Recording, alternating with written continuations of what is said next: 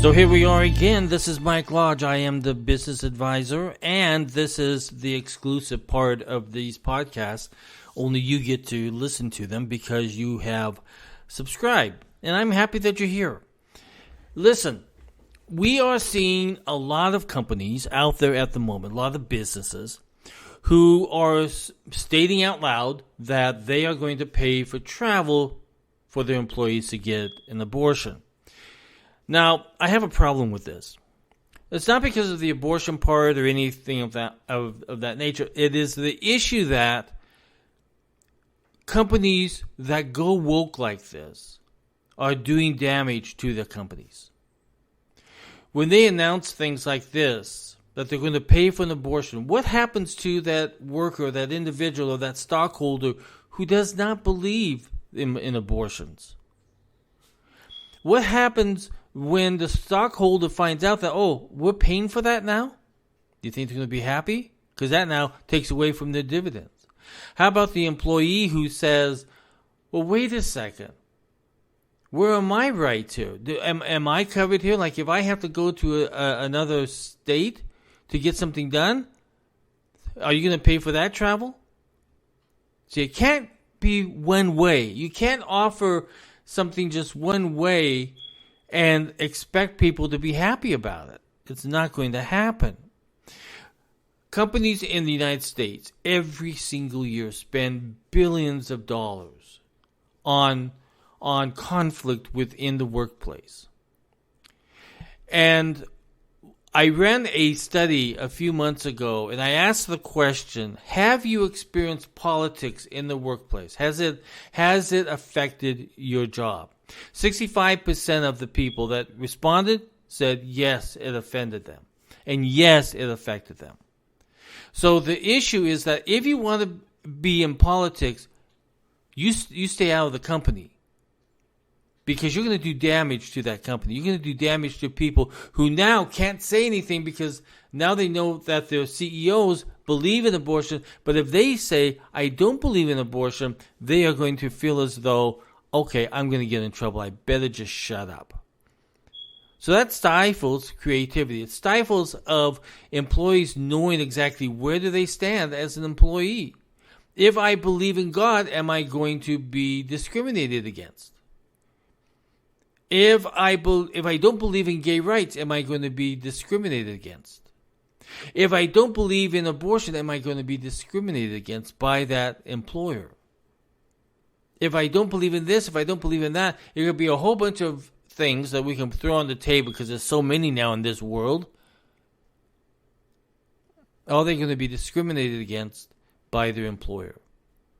You see, this brings up that topic of you cannot bring politics into the office place or into the business because it creates the drama and the conflict that offends stockholders and people and customers and everything else. You cannot bring it in because politics is never an ethical entity. It never is. It is an unethical part of this world, and we hate it. We see it in the politicians. We see it in the government officials. When there is politics that corrupts an organization, it goes bad very quickly. We can see it in the FBI. We can see it in many, many other places. And we see it in companies. Look at Coca-Cola when they took on the Voting Rights Act in Georgia. They lost that because they misrepresented it greatly. Because that law that was passed was nothing what Coca-Cola said it was. If you look at what happened to Disney in Florida, the law there, they said it was against gay rights. It wasn't. It wasn't at all. And it hurt them badly, not just financially, but it also hurt their brand. You see, all of us in business, we fight so hard to get our brand to be known. And we don't want our brand to be known for our political opinions, our political views. Because people are going to say, no, you're wrong. If you look at, on the other side, Chick-fil-A came out and said that, I forgot what it was about, but it was something about gay rights. I can't remember. And then everyone said, let's boycott Chick-fil-A. My Pillow is another good example, who came out in favor of Donald Trump. He was almost demolished. Company stores, because of this hate that we have in the society now towards one man, start pulling his accounts. Walmart just pulled his account last week. So we have this issue when politics gets involved in your business, it demolishes it. Your brand is no longer as strong as it was. And that's the whole point that we build companies, right? Because we want to build a brand that is known to be a fair company, a good company, an ethical company. And that is one of the other issues, is that companies need to start sitting down and saying, do we have a politics in the office policy? Do we have it? And if you don't, you better put one together, because November is coming very quickly. And if you want to have peace in the office, you must have a political policy that handles how things are talked about, politics in the office. Some companies ban it. You cannot promote political issues in the company. You can go ahead and be a politician out there. You can go ahead and go out there and support your political beliefs, but you leave it outside the walls of the company.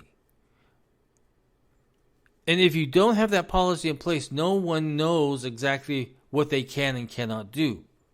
And that makes it even more confusing. Because if you see a CEO or CFO making political statements, well, then I can go ahead and make political statements. I can go ahead and drive my political agenda in the office. The average amount of time that an employee spends on workplace conflict is about 2 hours a week. If you mix politics in that, it's going to be probably 6 hours per week. Because politic conversations go on and on and on. Politic disputes and conflicts with each other in the workplace gets harder and harder to control because there's no rules. So the most important thing is for every single company, every single business to sit down and address politics in the office, in the workplace. Because you do not want to create more conflict. You don't want to create an atmosphere that says my political view is more important than your political view.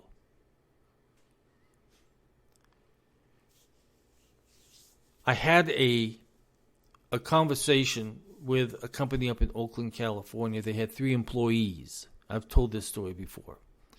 But they had 3 employees. 2 of the employees hated the other employee because of his political views. The 2 employees wanted to have that individual fired because of his political views. It created conflict within the office. They said, we need to have a mediator come in and work this political issues out. You see, this is what I mean, and we're seeing this more and more, where politics is creating that conflict and disputes within the office, and people get very heated. Have you ever been at your grandparents' house and politics started to be discussed at the dinner table and it got overheated? Yeah, it happens. Or when you're talking to a friend and he doesn't believe in the way that you believe, and all of a sudden you go off into a whole different direction and he doesn't like you anymore, or you don't like him anymore. Yeah, it happens.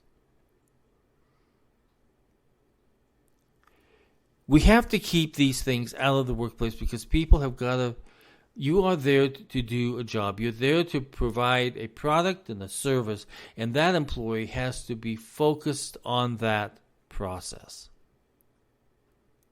The political process corrupts the whole discussion of making a sound product or a sound service. Because now they're thinking politics. It's in my mind. I got to say something. I got to blurt it out. I got to tell that person over there that he's wrong with the way that he's thinking. And then you have conflict.